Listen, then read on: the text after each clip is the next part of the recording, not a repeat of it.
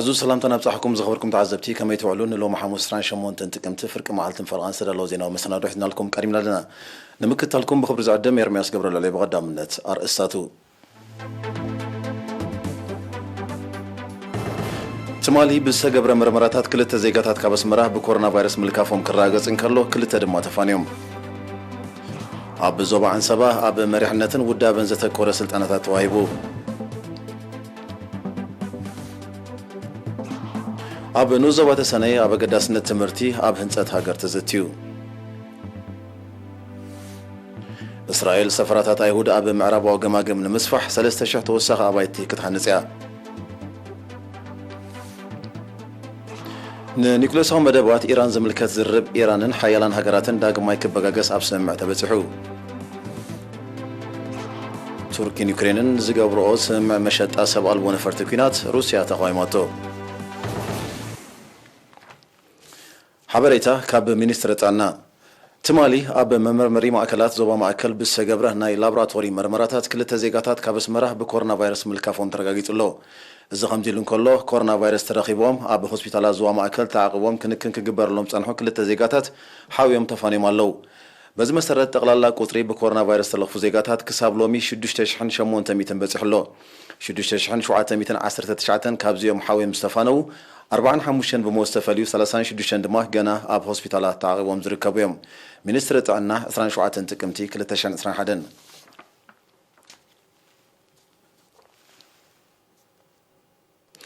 اب زوباغاش باركا كوم زماكلت تغباره لمعاتاو مدبات نمعزاز وهد صعري ناي كلن اكلات منغستي غنبارن محبراتن كحيل ام محضر زوباغاش باركا ازاخيرو امباسادر محمود علي حروي ابارنتو تسني مقركان مس وكلت حزبي سراتنياتات منغستي غنبارن محبراتن ابزكايدو ركبات ناي اسرارحا وحدت بمدلدالن وشطاو عامتات بمحيالون زسلاسلو لمعاتاو مدبات ادمعات سلازغونو اب قلاحتات وايبوم كم زغبا ابريهو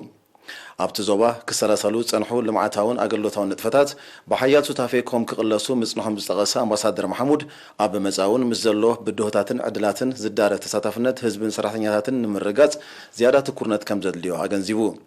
غون زتكبر لمعاتاو مدبات غبو تتقامنتن اتحازات كالات محبر اغلوتن لعل طمتك وهبو تساتفنت ام اد تمرتن معباي دما بعتوب كسراح صويعو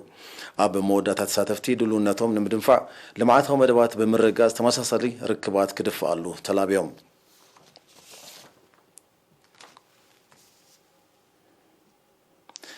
همامت جنفر زوب عن صباح عقب منسيات اب مرحنت محدران بوليتيكا ودابن محيال زعل مسلطناتات اب نوس زوباتات قلبن هبرن هيبو اتي كاب 21 كساب 24 تقمتين وكلتن اكايتن اكلات منسياتن تمهارون سراتنياتن زتوها بسلطناتات من محدراو قرص هامته ناب درجه محدرات كابي بموراد نطفتات منسياتن محبرن نمحيال زعلميو ابت سلطنا استفلاليو حلفتي من محدار زوبان هقدفن اب اقداسنت بوليتيكاو نقاحتن ودابن متكلات مريحنت وطنن اقداسنتون كبر غزين مسراق قدامنتاتن اتحازا صبصابن سنداتن ترى منسيات اب هنصت هاجر كمون تاريخ منسي ارتران مخطون استمرو هيبوم اما حدار زوبان سبا امباسادر عبد الله موسى موداتا اب منسيا زغبر وفري اب مصا زغبر وفري سلازخونه بكلهم اكلات كدفالو مزخر من محدار زوبا كابق اند مدباتو سرعي سرحلو كمزلو غليصو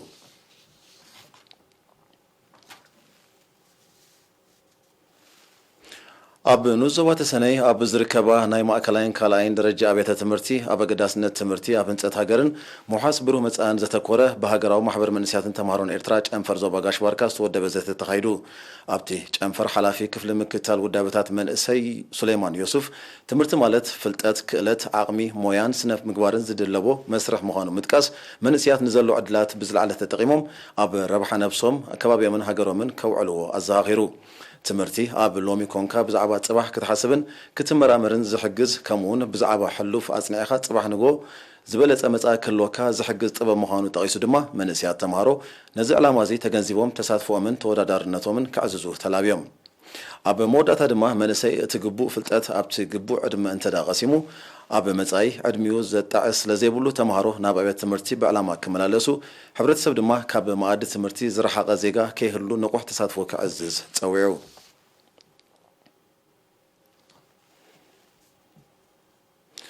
ነበርቲ 4 ዓድታት ምምሕዳር ከባቢ ዝባን ደብሪን ዓዲ ሕሳኣን ንውዞብ ዓረዛ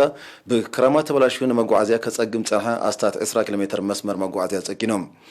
ኣብቲ ካብ ዓዲ ሰምሃሮ ክሳብ ዝባን ደብሪ ዝተኻየደ ወፈራ ኣስታት 1000 ጉልበት ከም ተሳተፈ ዝሓበረ ኣማሕዳሪ ምምሕዳር ከባቢ ዝባን ደብሪ ኣቶ ኣብርሃሌ ሓጎስ ህዝቢ ብሓፈሻ ተምሃሮ ማእከላይ ደረጃ ዓዲ ሕሳኣ ድማ ብፍላይ ንዝረኣይዎ ተወፋይነት ሞጊሱ ንሰለስተ ምምሕዳራት ከባቢ ሰንጢቁ ዝሓልፍ ጽርግያ ዓረዛ ዝባን ደብሪ ዓመት መጸ ብውሕጅ እናተበላሸዋ ኣብ ማሕበረ ቁጠባዊ ህይወቶም ኣሉታዊ ጽልዋ ክገብር ምጽንሑ ዝሓበሩ ተሳተፍቲ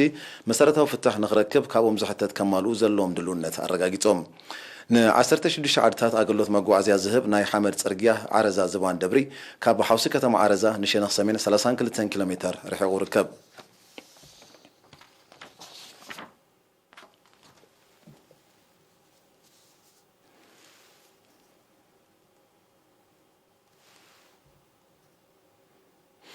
خبركم تعزبتي صعب أقرأ زيناي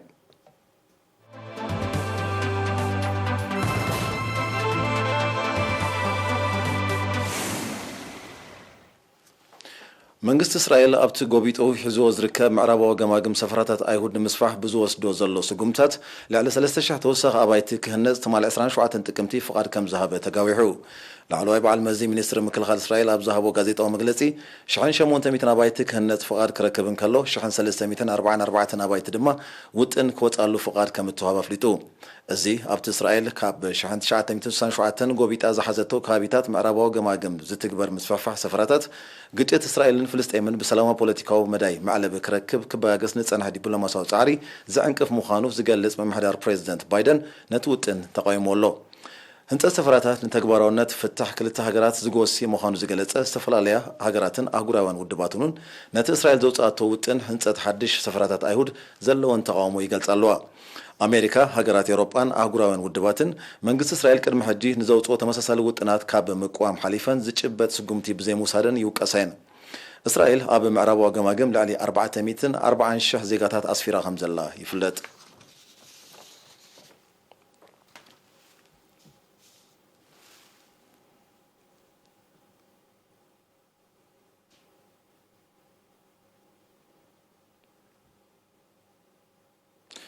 መንግስቲ ኢራን ተወንዚፉ ዘሎ ንጉዳይ ኒኩሌሳዊ መደባት ሃገሩ ዝምልከት ኣብ ቬና ኣውስትሪያ ዝካየድ ዝርብ ንምብጋስ ድሉ ከም ዘሎ ትማሊ 27 ጥቅምቲ ኣፍሊጡ ምክትል ሚኒስተር ጉዳያት ወፃን ላዕለዋይ ተዛታይ ኢራን ዓሊ ባጌሪ ቃኒ ኣብ ናይ ትዊተር ሓሳቡ ኣብ ዝለጠፉ ሓበሬታ እቲ ብመንጎኝነት ኤውሮጳዊ ሕብረት ዝካየድ ዝርብ ክሳብ ምዛም ዝመጽእ ወርሒ ዳር ኣድማዒ ውፅኢት ክርከቦ ምስ ኣብ ጣህራን ዑደት ዘካየደ ላዕለዋይ ወኪል ኤውሮጳዊ ሕብረት ኣብ ምርዳእ ከም ዝበጽሐ ተገሊጹ እቲ ዝርብ መዓስ ከም ዝጅመር ድማ ዝመጽሰሙን ብወግዕ ክግለጽ ምዃኑ እቲ ላዕለዋይ ተዛታይ ኢራን ብተወሳኺ ሓቢሩ ሚኒስተር ጉዳያት ወፃኢ ኢራን ሁሴን አሚር አብደላያ በወገኑ ምምሕዳር ፕሬዚደንት ጆ ባይደን ናብቲ ኣብ 2015 ዝተበጽሐን ምምሕዳር ፕሬዚደንት ትራምፕ ኣብ 2018 ዝራሕርሑን ስምምዕ ንምምላስ ዘለዎ ድሌት ከርኢ ትጽቢት ከም ዝግበር ገሊጹ ቀንዲ ሕመረት ናይቲ ዝርብ ኣሜሪካ ናብቲ ስምምዕ ክትምለስ ኢራን ድማ ምምዕባል ዩራኒየም ደው ኣቢላ ተግባራውነት ናይቲ ስምምዕ ከተራግጽ ዝብል እዩ ኢራን ኣብ ልዕሊያ ጸኒዑ ዘሎ እገዳታት ክልዓል ከም ቅድመ ኩነት ከተቐርብ እንከላ ኣሜሪካ በኣንጻሩ ተነቢሩ ዘሎ እገዳታት ክልዓል እንተኮይኑ ኢራን ተካሂዱ ዘላ ጥሕሰት ከተቋርጾን ሙሉእ ትግባር ናይቲ ስምምዕ ከተራግጽን ክትሓትት ጸኒሓ እቲ ሩስያ ቻይና ፈረንሳ ብሪጣንያን ጀርመንን ዝሳተፉ ዝርብ ካብ ወርሒ ሚያዝያ ክሳብ ወርሒ ሓምለ ናይዚ ዓመት እዚ ንሽዱሽተ እዋን ድሕሪ ምክያዱ ብዘይፍረ ከም እተበተነ ይዝከር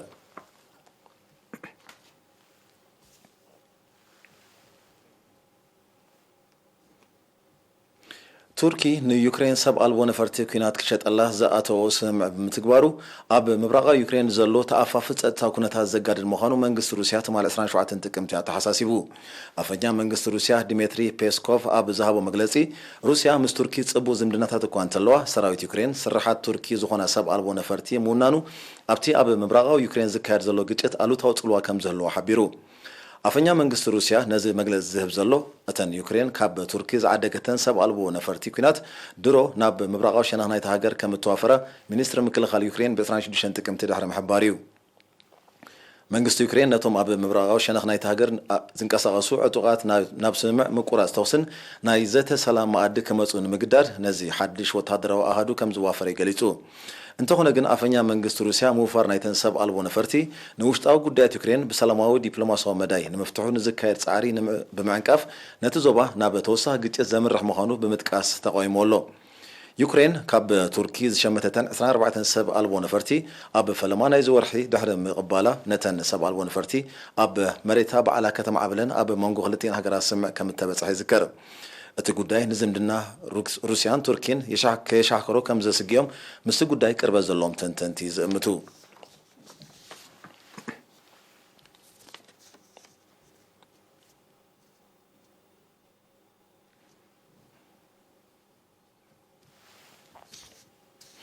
ትማሊ 27 ጥቅምቲ ጎራብቲ ሃገራት አፍጋኒስታን ኣብ መጻኢ ናይቲ ሃገር ኣተኪረን ናይ ላዕለዎ ዲፕሎማተኛታት ርክብ ኣብ ከተማ ጠህራን ኢራን ኣካይደን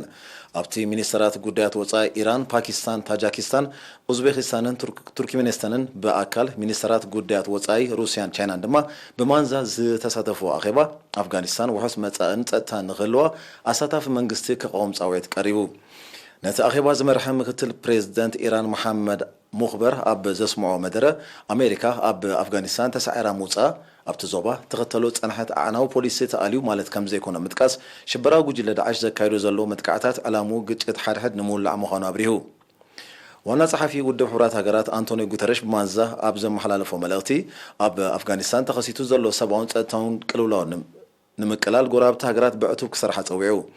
ሚኒስትራት ጉዳያት ወጻኢ ኢራንን ቻይናን ኣብ ዝሓለፈ ወርሒ መስከረም ብማንዛ ኣብ ዘካይዶ ርክብ ተዳኺሙን ዘሎ ቁጠብ ኣፍጋኒስታን ንምሕጋዝን ሰብኣዊ ቅልውላው ንምግታን ኣሜሪካ ኣብ ልዕልቲ ሃገር ኣጽኒዓቶ ዘላ በይናዊ እገዳታት ከተልዕሎ ምጽውዖም ዝዝከር እዩ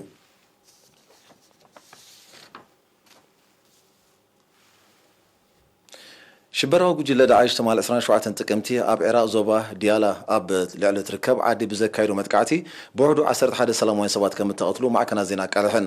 ኣባላት ናይቲ ሽበራዊ ጉጅለ ሓያሎ መካይንን ሞተር ብሽለታን ተጠቂሞም ነቲ ዓዲ ወሰን ኢሎም ብምውራር ነቲ ሰብኣዊ ክሳራታት ኣውሪዶም ከም እተሰወሩ ንዓይኒ መሳኽር ገሊፆም ፕሬዝደንት ኢራቅ ባህራም ሳሌሕ ኣብ ውልቃዊ ናይ ትዊተር ሕሳቡ ኣብ ዝለጠፎ ሓበሬታ ንኢራቅ ንምብታን ዝተኻየደ ዘሕዝን ፈተነ ክብል ነቲ መጥቃዕቲ ብምኹናን ዳዕሽ ዝፈጠሮ ጸጥታዊ ስግኣት ዕሽሽ ኢልካ ክሕለፍ ከም ስለዘይብሉ ኩሎም ኣካላት ጸጥታ ብንጡፍ ክንቀሳቐሱ ጸዊዑ ኣሎ ውድብ ሕብራት ሃገራት ሎም ዓመት ኣብ ዘውፅኦ ጸጥታዊ መጽናዕታዊ ጸብጻብ ኣብ ኢራቅን ሶርያን ኣስታት 10,000 ንጡፋት ኣባላት ዳዕሽ ከም ዘለው ሓሓሊፎም ድማ ንኣህርታት ጸጥታ ከም ትካላት ዕደናን መጻርዩ ነዳዲን ዝኣመሰለ መሰረታዊ ትሕተ ቅርጽን ዕዳጋታትን ዕላማ ዝገበረ መጥቃዕታት ከካይዱ ምጽናሖም ሓቢሩ ኣብ ዝሓለፈ ወርሓት ጥርን ሓምለን ኣብ ከተማ በቕዳድ ኣብ ዝርከብ ዕሙር ዕዳጋታት ዝተኻየደን ብጠቕላላ ህይወት ልዕሊ 60 ሰባት ዝቐዘፈን መጥቃዕታት ቦምብ ብዳዕሽ ከም እተፈጸመዮም ጸብጻባት ጸጥታ ኢራቅ ዝሕብሩ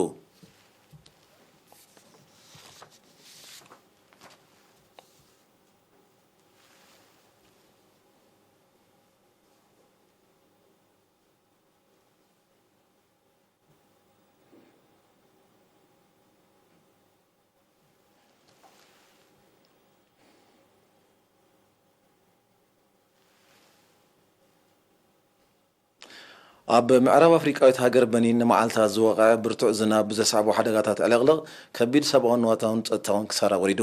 በቲ ዕለቕልቕን ምስኡ ዝተሓሓዘ ሓደጋታትን ብውሕዱ 60 ሰባት ከም ዝሞቱን ዓሰርታት ካልኦት ዳህዮም ጠፊኡ ከም ዘሎን ሰመዚ ሲቪላዊ ድሕነት በኒን ይሕብሩ ኣለው ልዕሊ ፍርቂ ካብቲ ሃገር ብኣሉታ ተጸልዩ ከም ዘሎ ዝጠቐሱ ጸብጻባት መንበሪ ኣባይቲ ኣብያተ ትምህርቲ ድንድላትን ካልእ ትሕተ ቅርጽን ከም ዝዓነወ ገሊፆም ሓያሎ እንስሳታት ከም ዝሞታን ሰፋሕቲ ናይ ሕርሻ መሬት ከም ዝዕለቕለቕን ዝጠቐስቶም ጸብጻባት ብጠቕላላ ከቢድ ዕንወት ከም ዝወረደ ይረድኡ ምስ ቶጎ ኣብ ዘዳውብ ከባቢታት ተደኪኑ ዝርከብ ሓይሊ ኤሌክትሪክ ዘመንጩ ዲጋ መጠን ምላእቱ ኣብ ሓደገኛ ደረጃ ስለ ዝበፅሐ ስለዚ ድማ ተወሳኺ ዕለቕልቕ ከየውሪ ተሰጊኡ ከም ዘሎ እዩ ዝሕበር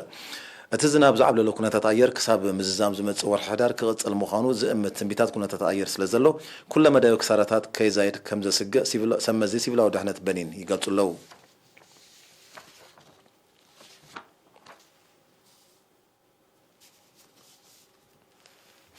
ዝኸበርኩም ተዓዘቲ ዜና ንምዝዛም ኣርስታቱ ከዛኽረኩም ትማሊ ብዝተገብረ መርመራታት ክልተ ዜጋታት ካብ ኣስመራ ብኮሮና ቫይረስ ምልካፎም ክረጋገጽ እንከሎ ክልተ ድማ ተፋንዮም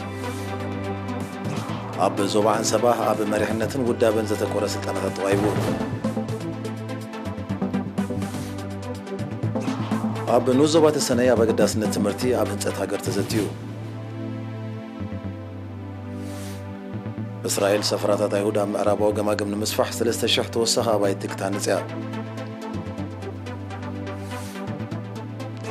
ንኒኩለሳዊ መደባት ኢራን ዝምልከት ዝርብ ኢራንን ሓያላን ሃገራትን ዳግማይ ክበጋገስ ኣብ ስምምዕ ተበፂሑ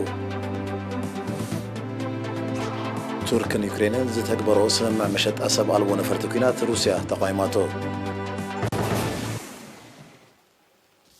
ዝኸበርኩም ተዓዘብቲ ዜና ኣብዚ ፍጸም ብሩኽ መዓልቲ